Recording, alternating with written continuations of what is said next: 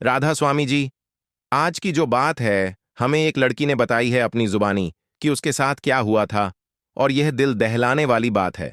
उस लड़की ने बताया कि डेरे को लोग बहुत सी बातें करते हैं, बिना सोचे बिना समझे, और भी बहुत ही गंदे गंदे इल्जाम भी लगाते हैं डेरे के बारे बारे में। यह सुनकर मेरे भी रोंगटे खड़े हो गए थे। उस लड़की ने अपनी पूरी कहानी हमें बताई कि उसके साथ क्या हुआ। एक परिवार था जिसमें उस लड़की के माता पिता थे और वह दो बहनें थीं। दोनों बहनें जवान थीं और जो पिता थे उनको बहुत ज्यादा चिंता थी कि मेरी दोनों बेटियों का कहीं अच्छे से घर में रिश्ता हो जाए और शादी हो जाए। जो छोटी बेटी थी, जो उस लड़की की छोटी बहन थी, उसको बहुत से रिश्ते आते थे, लेकिन वह जो बड़ी लड़की थी उसको कोई भी रिश्ता नहीं आता था। दोनों पढ़ी लिखी थीं, समझदार थी।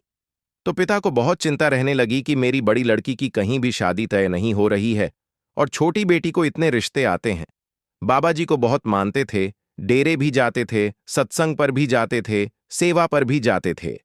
तो वह लड़की कहने लगी कि मेरे पिता मेरी इतनी ज्यादा चिंता करते थे, मेरी माता इतनी चिंता करती थी कि रात रात सोते भी नहीं थे।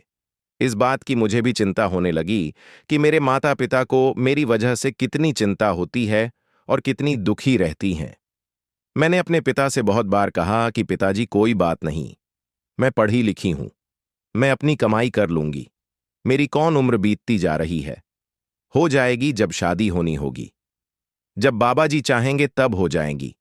लेकिन माता पिता एक ही बात कहते थे, बेटा, बेटियों को ज्यादा टाइम तक हम घर नहीं रख सकते, अपने घर चले जाएं, हमारी भी आंखें कब बंद हो जाएंगी हमें नहीं पता। ऐसे ही समय बीतता गया, लेकिन वह लड़की कहने लगी मेरा कोई भी रिश्ता नहीं आता था, जो आते थे वह देखकर चले जाते थे, जाकर फिर से ना कर देती थी।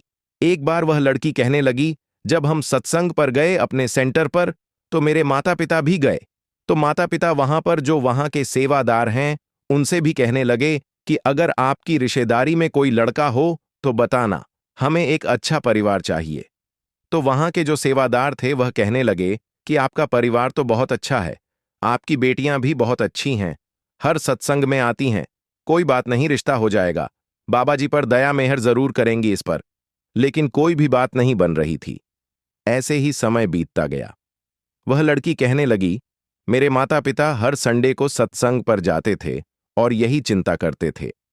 एक दिन फिर बहुत चिंता कर रहे थे तो मेरे माता पिता ने फिर से उस सेवादार से कहा कि भाई साहब जी, हम बहुत परेशान हैं, कोई रिश्ता हो तो जरूर बताइए।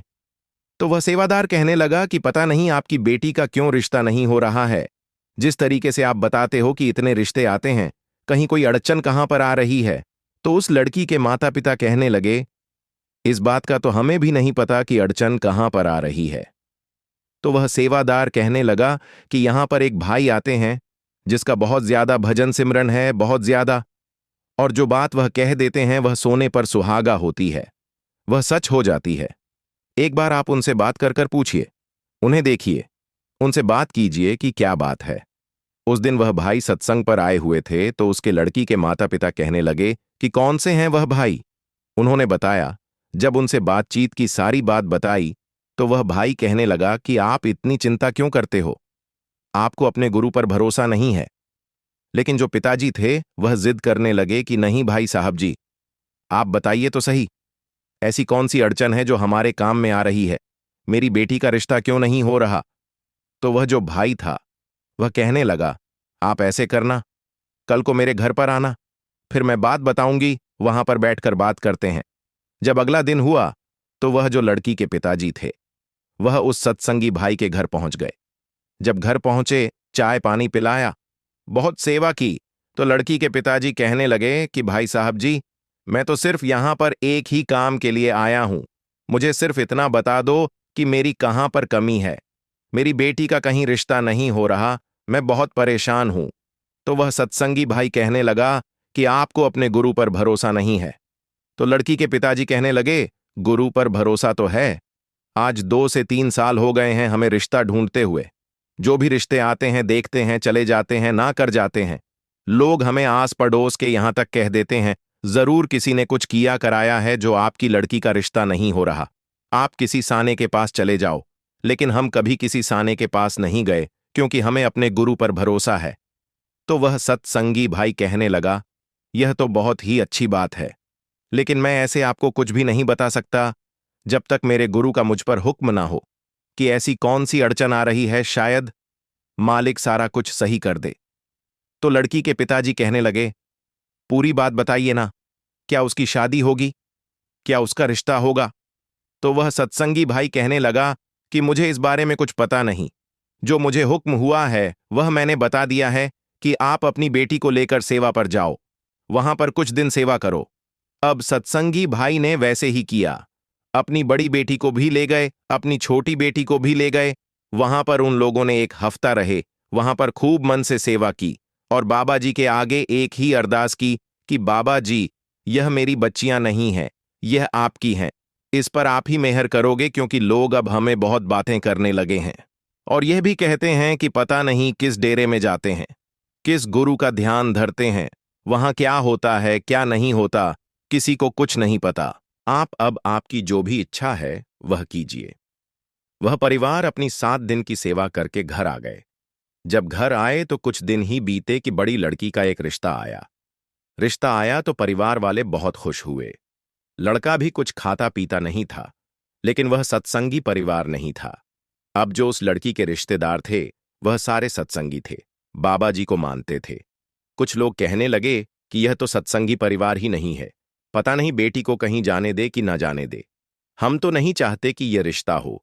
लेकिन वह लड़की कहने लगी, मेरे माता पिता कहने लगे कि नहीं।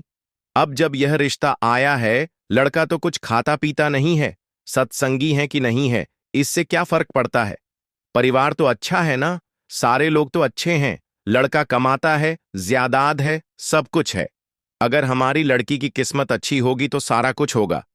अब लड़की जो रिश्ता था वह भी तय हो गया। थोड़े दिन बाद उसकी शादी भी हो गई। तो वह लड़की कहने लगी, जब मैं शादी के बाद अपने परिवार में आई तो मेरा सारा परिवार बहुत अच्छा था। मेरे सास ससुर, मेरे हस्बैंड, मेरा देवर, मेरी ननंद, सारे लोग बहुत अच्छे थे, मुझे बहुत प्रेम करते थे। कुछ दिन बीते तो मैंने अपने पति से कहा कि काफी समय हो गया है शादी को, मेरा बहुत मन कर रहा है कि मैं डेरे जाऊं, क्या आप मेरे साथ चलोगे? तो वह लड़की कहने लगी कि मेरे पति कहने लगे कि देखो, हम तो डेरे जाते नहीं हैं, ना ही तुम्हारे गुरु को हम मानते हैं, लेकिन हम तुम्हें कभी मना नहीं करेंगे। मैं तुम्हें तुम्हारे मायके छोड़ आता हूं, तुम मम्मी पापा के साथ डेरे जाना चाहती हूं, बड़ी खुशी से जाओ, मुझे कोई ऐतराज नहीं है, न मेरे परिवार को कोई ऐतराज है। जो उस लड़की के सासुर थे वह भी कहने लगी, बेटा हमें कोई ऐतराज नहीं है, तुम जाओ। तो वह लड़की कहने लगी, मेरे पति मुझे खुद अपने माता पिता के घर छोड़कर गए और कहकर गए कि कोई चिंता वाली बात नहीं है, तुम बड़े आराम से डेरे जाओ, और मेरे पति घर आ गए। अब वह लड़की अपने माता पिता के साथ डेरे गई, वहां पर कुछ दिन रही, लेकिन उसके पीछे क्या क्या हो गया वह बहुत कुछ था। जब वह लड़की डेरे गई तो उसके जो पति थे, जिस गांव में उस लड़की की शादी हुई थी, उस गांव में डेरे को कोई भी नहीं मानता था, बाबा जी को भी कोई नहीं मानता था। ज्यादातर लोग बड़े ही तांत्रिक के पास जाते थे, सयानों के पास जाते थे, और भी पता नहीं कौन से साधु संतों के पास जाते थे। जिसका जो मन करता था वह करते थे। तो जो उस लड़की के पति थे, उसके जो दोस्त थे, जो आस पड़ोस के लोग थे, उन्होंने कहा कि काफी दिन हो गए हैं, तुम्हारी वाइफ नहीं दिख रही। तो वह लड़का कहने लगा कि मैं उसको उसके मायके छोड़कर आया हूं, ऐसे ऐसे वहां पर डेरा है, तो वहां पर उनके गुरुजी हैं, बाबा जी हैं, तो वह वहां पर गई है। जब उस लड़के ने अपने दोस्तों को यह बात बताई तो उसके दोस्त कहने लगे, जिस डेरे की तुम बात कर रहे हो वहां पर पता है तुम्हें क्या क्या होता है? तो उसके हस्बैंड कहने लगे कि वहां क्या होता है? तो वह लड़के कहने लगे कि उस डेरे में सबसे ज्यादा गलत काम होते हैं, लड़कियों के साथ, औरतों के साथ, वहां पर पता नहीं लोग जाते क्यों हैं, इतनी बातें सुनने को आती हैं, क्या तुम्हें कुछ भी पता नहीं है? तो वह लड़का जो था बड़ा हैरान हो गया कि ऐसे तो मैंने कभी कोई बात नहीं सुनी, क्या यह सच है? तो वह लड़के कहने लगे, हम क्या झूठ बोल रहे हैं, किसी से भी पूछ लेना, तुम्हें बताएंगे कि डेरों में क्या क्या होता है। अब उस लड़के को बड़ा क्रोध आया कि यह बातें मुझे पहले क्यों नहीं पता लगी। जब घर आया, अपने माता पिता को बताया, तो माता पिता भी कहने लगे, बेटा ऐसी कोई बात नहीं है, आप क्यों दुखी हो रहे हो, ऐसी कोई भी बात नहीं, कुछ नहीं होता, अब जिस दिन लड़की अपने घर आ गई, सत्संग से अपने मायके आ गई, तो अपने माता पिता को कहा कि मुझे घर छोड़ आइए आप।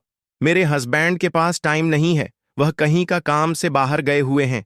जब उस लड़की ने अपने पति को फोन किया तो उसके पति कहने लगा कि मैं कहीं बाहर हूं, तुम अपने आप आ जाओ। तो उसके माता पिता उस लड़की को घर छोड़कर गए। तो वह लड़की कहने लगी, जब मैं घर पर आई तो सारा पासा ही पलटा हुआ था। ना तो मेरे सास ससुर ने मुझे बुलाया और मेरे हस्बैंड कहीं गए भी नहीं थे। मेरे हस्बैंड ने मुझसे झूठ बोला था, वह घर पर ही थे। जब मेरे माता पिता ने और मैंने आकर देखा कि आप तो घर पर हो, तो आपने झूठ क्यों बोला? तो वह लड़की कहने लगी, माता पिता के सामने तो मेरे हस्बैंड ने मुझे कुछ भी नहीं कहा, लेकिन उसके बाद वह मुझे एक कमरे में ले गया और जाकर कहने लगा कि तू जिस डेरे में गई थी वहां पर क्या क्या करके आई। तो मैं बड़ी हैरान हो गई कि मेरे हस्बैंड को क्या हो गया है।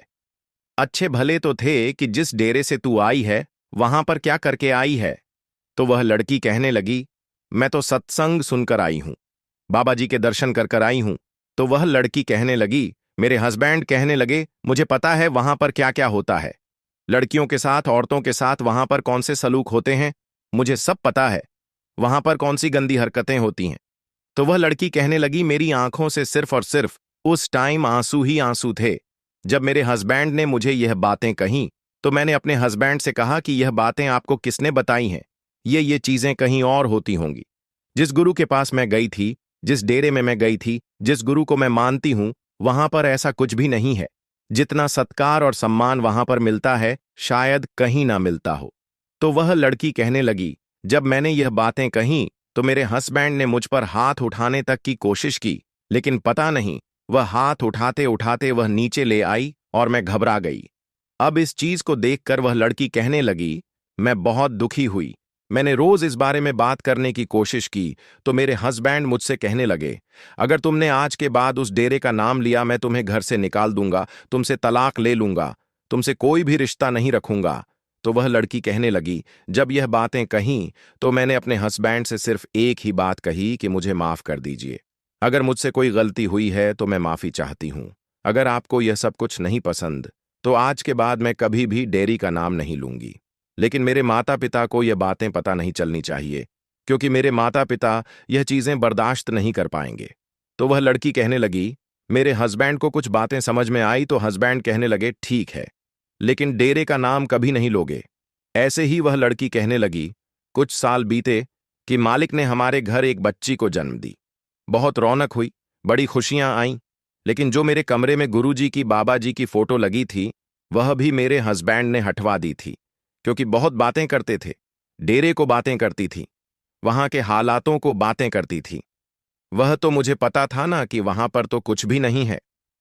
ऐसे ही समय बीतता गया। जब हमारी लड़की 4-5 साल की हुई तो लड़की बहुत ज्यादा बीमार हो गई, बहुत बीमार हुई। बहुत से डॉक्टरों के पास गए, कुछ समझ में नहीं आ रहा था। बस लड़की हमारी जो थी दिन ब दिन सूखती ही जा रही थी, सूखती ही जा रही थी। कुछ खाती पीती नहीं थी। जब टेस्ट कराते थे तो टेस्टों में कुछ आता ही नहीं था।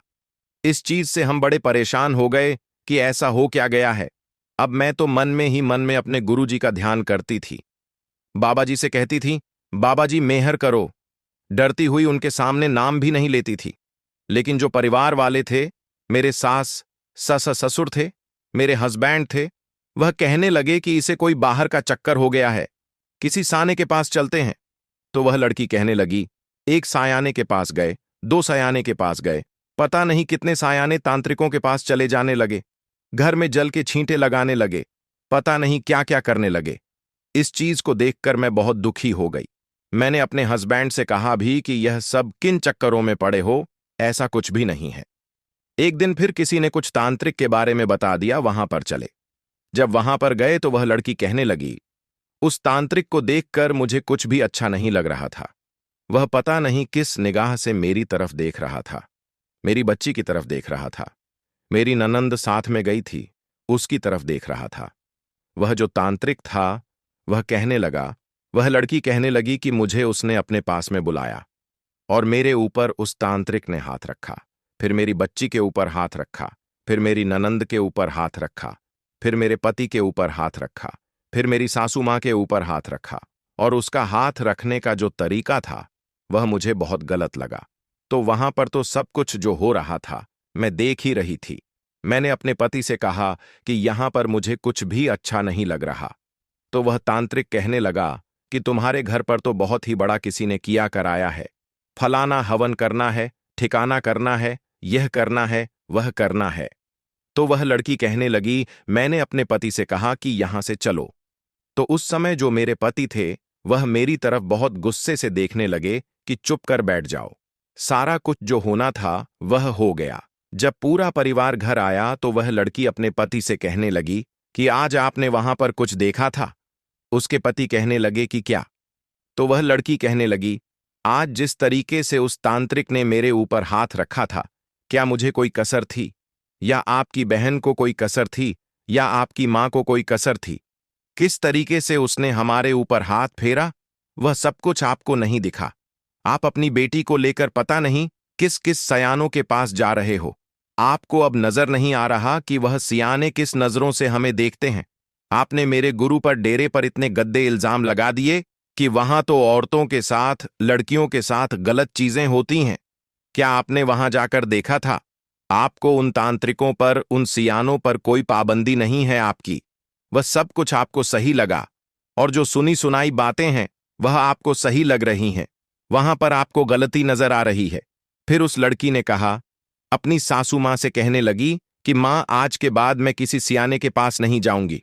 आपको मुझे मारना है, मार दो, रखना है, रखो। एक लड़की को बचाने के लिए पता नहीं आप क्या कुछ कर रहे हैं, और ऐसा तो उसको कुछ हुआ भी नहीं है। जब यह सारी बातें उस लड़के को पता लगी कि मेरी वाइफ सच में सच कह रही है, आज जिस तरीके से उस तांत्रिक ने हाथ लगाया है वह मुझे भी अच्छा नहीं लगा। सारा कुछ वह लड़की कहने लगी, जो भी बातें हुई सब हूं।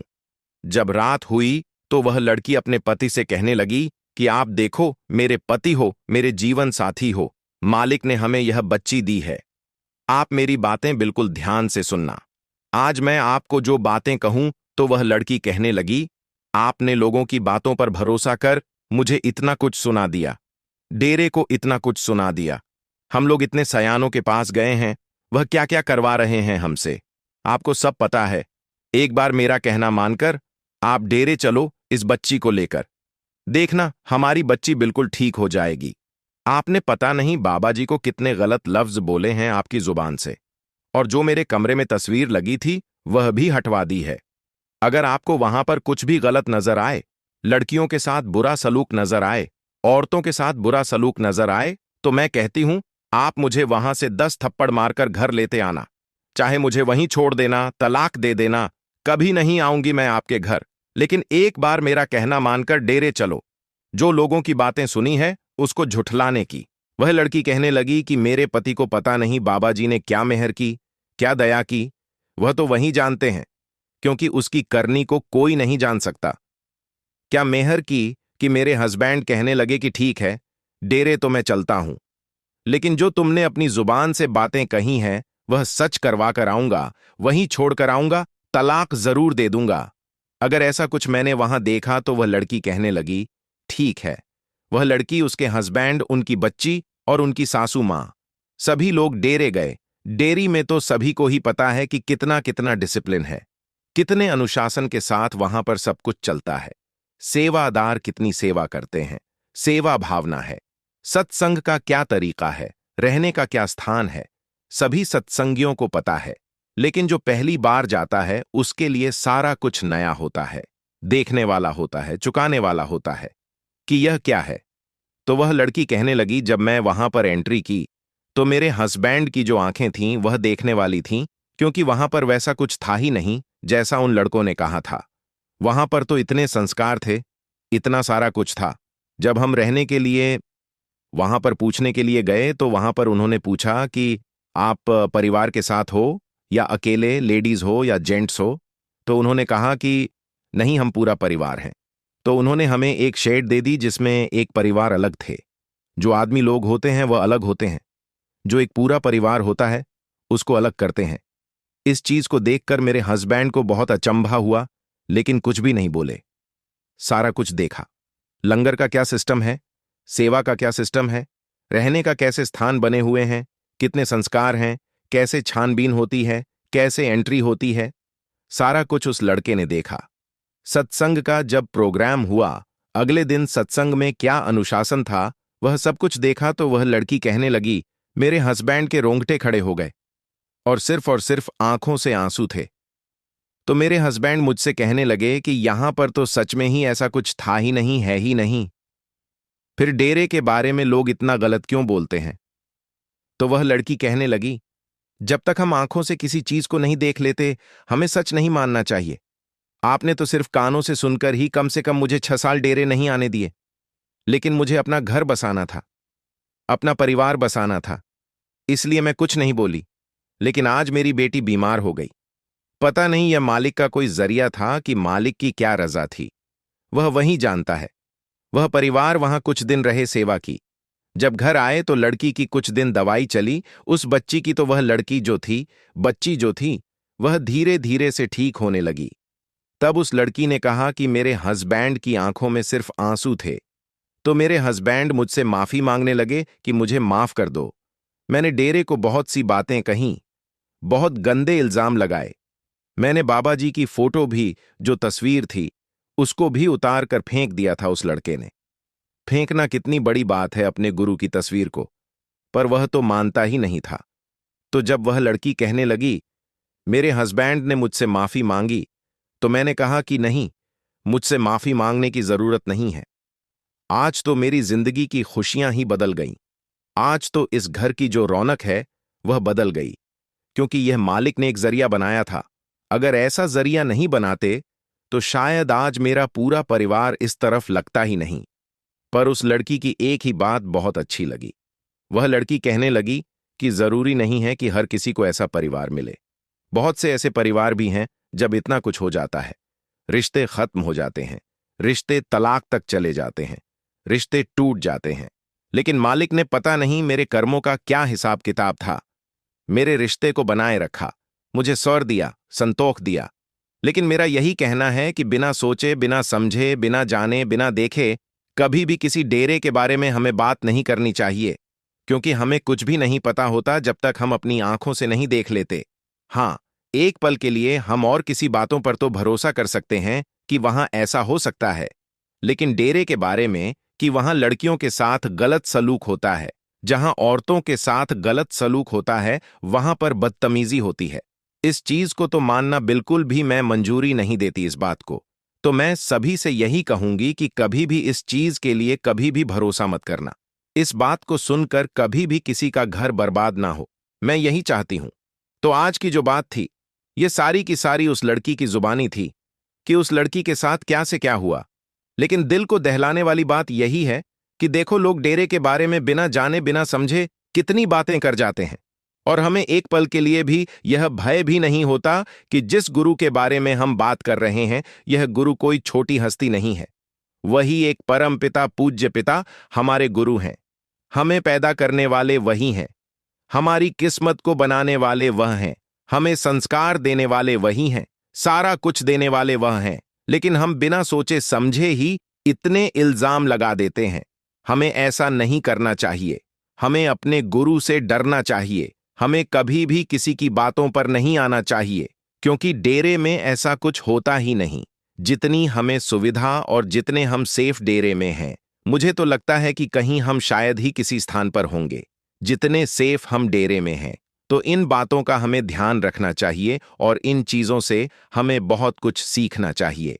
राधा स्वामी जी बहुत से ऐसे जीव होते हैं जो हर किसी की सेवा करते हैं, निस्वार्थ भावना से करते हैं और हमेशा चाहते हैं कि हर किसी का भला हो। लेकिन कभी कभी उन जीवों की जिंदगी में बहुत सी अड़चनें आ जाती हैं, बदनामी का धब्बा लग जाता है, तो वह अपने मालिक से ही टूट जाते हैं।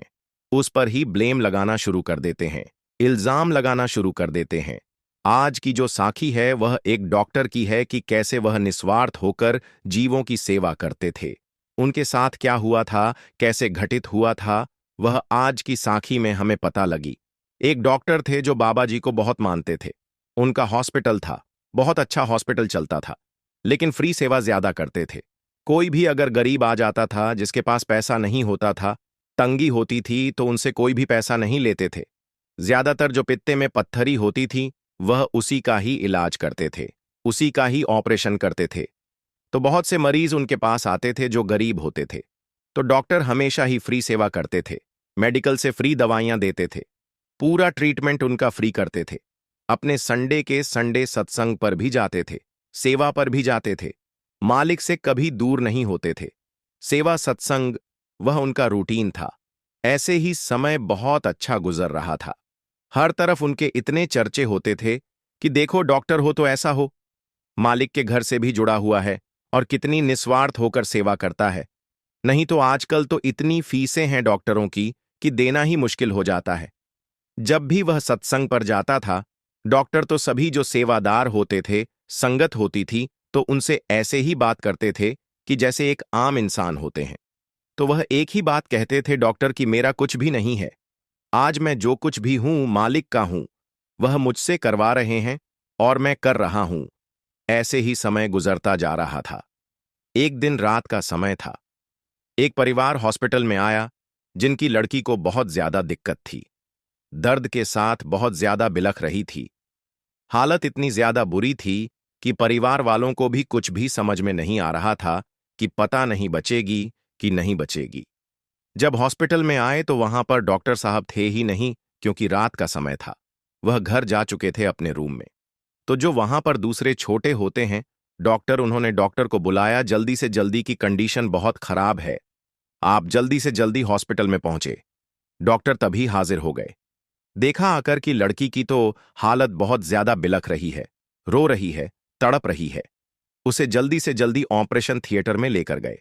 लेकिन उससे पहले जो उनकी रिपोर्टें वगैरह थीं, सारी बातचीत थी, वह उन्होंने डॉक्टर ने पूछा कि बात क्या है। तो परिवार वालों ने कहा कि ऐसे ऐसे पित्ते में पत्थरी थी। तो एक दो बार ही दर्द हुई।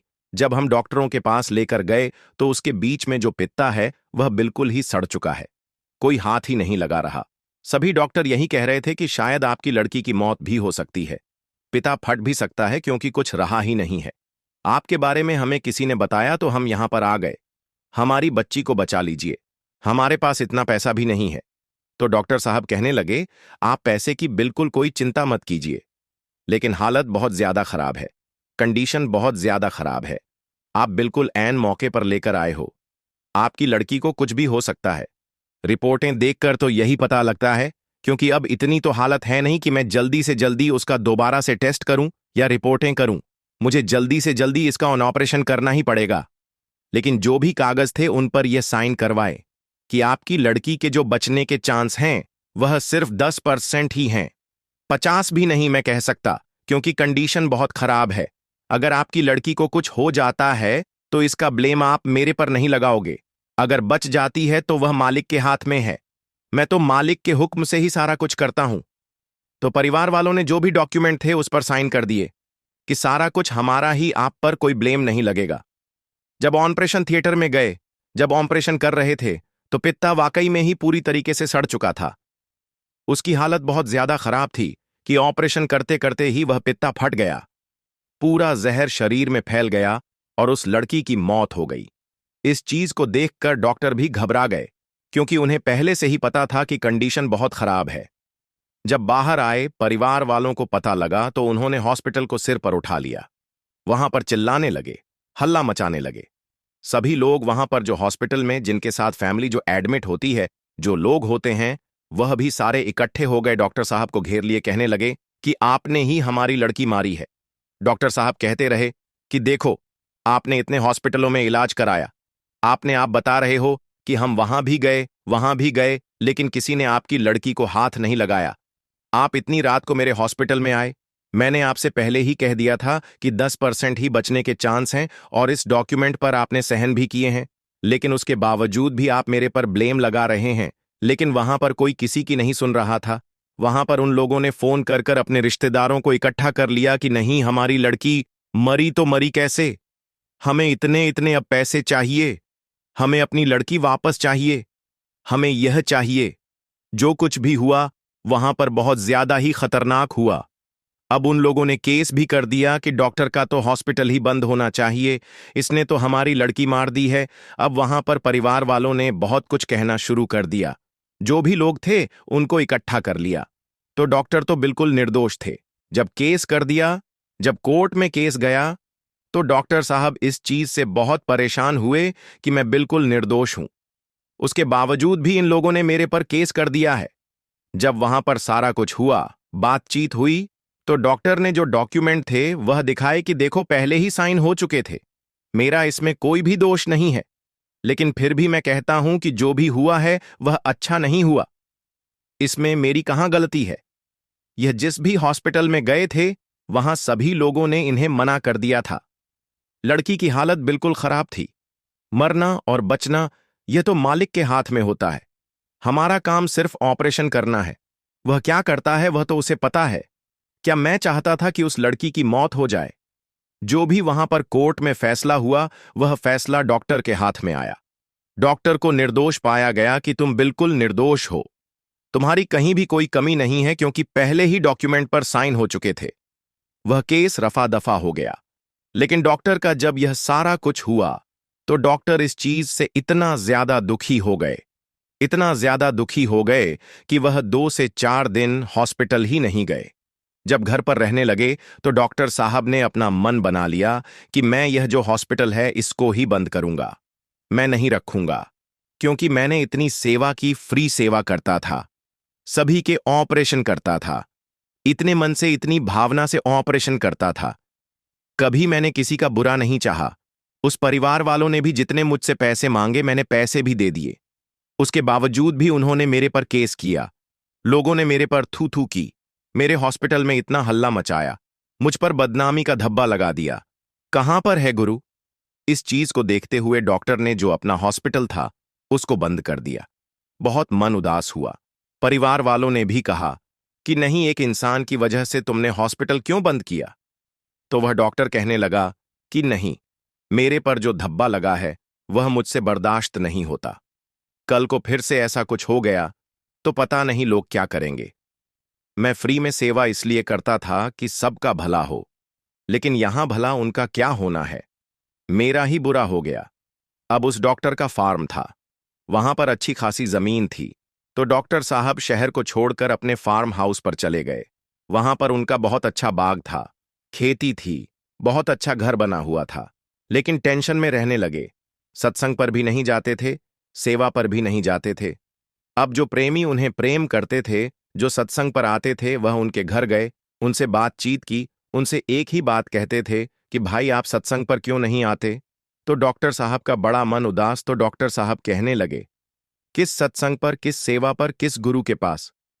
मेरा तो पूरा का पूरा नाक ही कट गए। इतने सालों से जो मैं सेवा कर रहा था, लोगों का भला कर रहा था, तब तो लोग मेरी वाह वाह कर रहे थे। जब एक लड़की की मौत हो गई और उस परिवार को मैंने पैसा भी दे दिया, लेकिन उसके बावजूद भी उन्होंने मेरे पर केस कर दिया। वह तो चलो मैं सही था, तो आज मैं जीत गया। नहीं तो उन्होंने तो मुझे गिराने की पूरी कोशिश की। कोई गुरु नहीं है, कोई सत्संग नहीं है, कहीं नहीं जाना मुझे, सब कुछ छूट गया। अब ऐसे ही समय गुजरता गया। अब उस डॉक्टर का एक बाग था, जिस बाग में बहुत ज्यादा फल आए। तो डॉक्टर ने सोचा कि इस बाग का जो फल है, इतना तो मैं कारोबार संभाल नहीं सकता। नौकर चाकर भी इतना नहीं देखते और इसमें मुझे कुछ बचेगा भी नहीं। ऐसे तो इसको मैं ठेके पर दे देता। बहुत से लोग आए ठेके पर लेने के लिए, लेकिन पैसे बहुत कम दे रहे थे। कोई बातचीत ही नहीं हो पा रही थी। तो डॉक्टर साहब उनसे कहते, यह मुझे घाटा लग रहा है, मैं नहीं लूंगा। तो किसी के साथ भी कोई बात हो ही नहीं पाई। ऐसे ही बाग में बैठे हुए थे डॉक्टर साहब कि क्या देखते हैं कि एक बुजुर्ग हैं जो उनकी तरफ आ रहे हैं। जब बुजुर्ग उनके पास आए तो कहने लगे, सेठ जी बहुत प्यास लगी है, पानी पिला सकते हो? तो सेठ जी कहने लगे, बुजुर्ग जी यह भी कोई बात है? वह अपने नौकर से कहने लगे कि जाओ पानी लेकर आओ। तो बुजुर्ग कहने लगे कि नहीं, पानी तो मैं तुम्हारे हाथ से पीऊंगा। अगर तुम लाकर दे सकते हो तो ठीक है, नहीं तो कोई बात नहीं, मैं कहीं और पी लूंगा। जब ये बात कही सेठ जी से तो सेठ जी कहने लगे कि पता नहीं कैसे बुजुर्ग हैं, पानी अच्छा भला मेरा नौकर ला रहा था, कह रहे हैं खुद लेकर आओ। अब डॉक्टर साहब खुद ही पानी लेकर आए, पानी पिलाया तो बुजुर्ग ने उनका धन्यवाद किया कि सेठ जी आपका बहुत बहुत धन्यवाद, आपने मुझे पानी पिलाया। तो अब बुजुर्ग कहने लगे कि सेठ जी बहुत बड़ा बाग है, काफी अच्छा आपका कामकाज है, तो यह बाग आप ठेके पर क्यों नहीं दे देते? या किसी गरीब को ही दे दो, उनका भला हो जाएगा। तो डॉक्टर साहब कहने लगे कि बुजुर्ग जी, भला हो जाएगा। आज तक मैं भला ही तो करता रहा, भले का ही तो यह काम है। जो भी उस डॉक्टर साहब की स्टोरी थी वह सारी की सारी बुजुर्ग को सुनाई। तो बुजुर्ग से कहने लगे कि यह भले का ही तो काम है कि आज मैं अपने फार्म हाउस पर बैठा हुआ हूं, सारा मेरा कारोबार बंद हो गया। बुजुर्ग जो थे वह मुस्कुराए और सेठ जी से कहने लगे, सेठ जी, एक बात कहूं, आपके कितने बच्चे हैं? तो डॉक्टर साहब कहने लगे, 2 बेटे हैं। तो बुजुर्ग जी कहने लगे, अगर आपके बेटे की हालत खराब हो जाती, उसको आप हॉस्पिटल लेकर जाते, एक हॉस्पिटल में नहीं 2 हॉस्पिटल में नहीं उनका इलाज नहीं होता, फिर कहीं और ले जाते तो वहां पर आपसे भी वह ऐसे ही साइन करवा लेते। मालिक ना करे कि आपके बेटे को वहां पर कुछ हो जाता तो फिर आप क्या करते? तो डॉक्टर साहब कहने लगे कि मैं तो केस कर देता, मैं तो हॉस्पिटल ही बंद करवा देता। तो बुजुर्ग कहने लगे कि बस तुम्हारे बेटे को अगर कुछ हो जाता तो तुम हॉस्पिटल बंद करवा देते, लेकिन उन्होंने तुम्हारा हॉस्पिटल थोड़ी ना बंद करवाया, तुम तो खुद हॉस्पिटल बंद करके आए हो। जो भी होना था वह तो हो गया। वह लोग जो थे जिनकी तुमने बात बताई है, जिनकी लड़की खत्म हो गई है, तुमने खुद कहा कि वह बहुत गरीब थे। अब उनके मन में आया होगा कि डॉक्टर इतना भला करते हैं सबका, लड़की तो खत्म हो ही गई है, चलो थोड़े बहुत पैसे ले लेते हैं, हमारी जिंदगी आगे की सुकून की निकल जाएगी। जब तुमने उन पर उनको पैसे दे दिए तो फिर तुम्हें भी तो यह सोचना चाहिए ना कि वह भी एक भला था। तो वह सेठ कहने लगा, वह डॉक्टर कहने लगा कि बुजुर्ग जी, बात तो चलो आप सही कह रहे हो, लेकिन पैसे लेने के बावजूद उन्होंने मेरे पर केस क्यों किया, मुझे कोर्ट में क्यों लेकर गए? तो बुजुर्ग कहने लगे, बेटा, यह भी कोई कर्मों का बहुत बड़ा हिसाब किताब है, टाइम आने पर ही पता चलता है। क्या पता कौन से तुम्हारे कर्म थे जो मालिक ने किस तरीके से काट दिए हैं, तुम्हारे साथ क्या होना था और क्या हो गया। डॉक्टर साहब कहने लगे, बुजुर्ग जी, मैं नहीं मानता, मैं ना किसी मालिक को मानता हूं, मैं जिस गुरु के पास जाता था मैंने उनको भी छोड़ दिया है। बुजुर्ग जी कहने लगे, बहुत अच्छी बात है, उनको छोड़ने से तुम्हारा भला हो जाएगा। तो बुजुर्ग कहने लगे, चलो इन बातों को हम यही छोड़ते हैं, यह बाग तुम जो है ना मुझे ही दे दो, मैं तुम्हें घाटा नहीं दिलवाऊंगा, जो भी होंगे पैसे हमारे आधे आधे होंगे, कामकाज सारा मैं करूंगा। सेठ जी कहने लगा, यह तो बहुत अच्छी बात है, काम सारा आप करोगे, पैसा आधा आधा मिल जाएगा, ठीक है, मुझे मंजूर है, लेकिन आप बहुत बुजुर्ग हो, मैं अपना एक नौकर आपको दूंगा हेल्प के लिए, जो तुम्हारे साथ कोई हेल्प करवा दे। तो बुजुर्ग कहने लगा कि मुझे किसी की हेल्प की जरूरत नहीं है, मैं खुद देख लूंगा। बहुत फल आया उस बाग में, बहुत ज्यादा फल आया। अब वह बुजुर्ग उस डॉक्टर साहब की ही जो गाड़ी वगैरह होती थी, जो ट्रॉली वगैरह होती थी, उसी पर सामान रखता था, फल तुड़वाता था और मार्केट में ले जाता था। 1 से 1.5 महीना 2 महीना वह फल चला, सारा बाग खाली हो गया, बहुत पैसा हुआ, अच्छा खासा पैसा हो गया। जब अच्छा खासा पैसा हो गया तो सारा का सारा जो पैसा था वह इकट्ठा करके डॉक्टर साहब के आगे रख दिया। तो सेठ जी से कहने लगा, बुजुर्ग कहने लगे कि सेठ जी, सारा पैसा इतना हुआ है, अब ऐसे करो कि इसके 2 हिस्से कर लो, आधे आप रख लो, आधे मुझे दे दो। डॉक्टर साहब कहने लगे, ठीक है। जो भी पैसा हुआ वह आधा आधा उन्होंने कर लिया, आधा पैसा बुजुर्ग को दे दिया और आधा डॉक्टर साहब ने अपने पास रख लिया।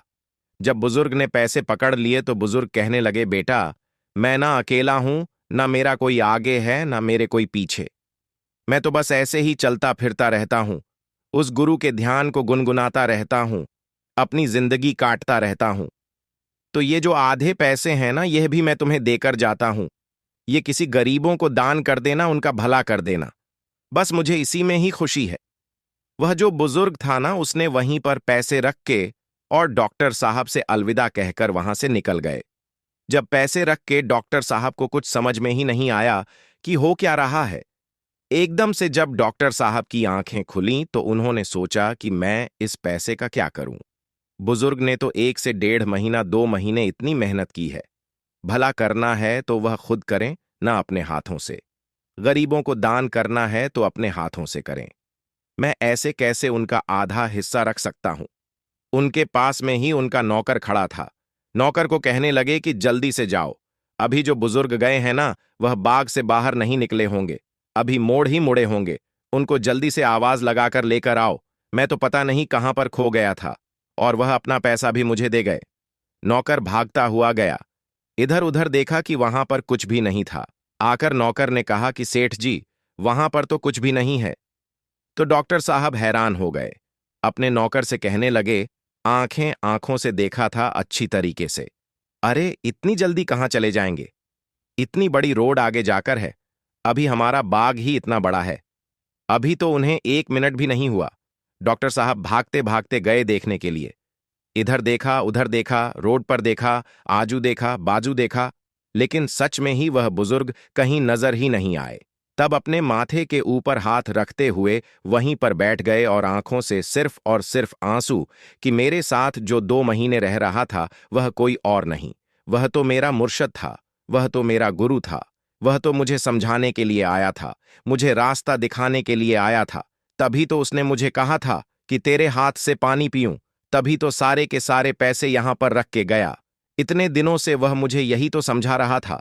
जब भी हम इकट्ठे बैठते थे तो वह बुजुर्ग मेरे साथ सिर्फ और सिर्फ परमार्थ की ही बातें करता था और एक ही बात कहता था, बेटा, जिस गुरु से जुड़े हो ना, उसे छोड़ना मत।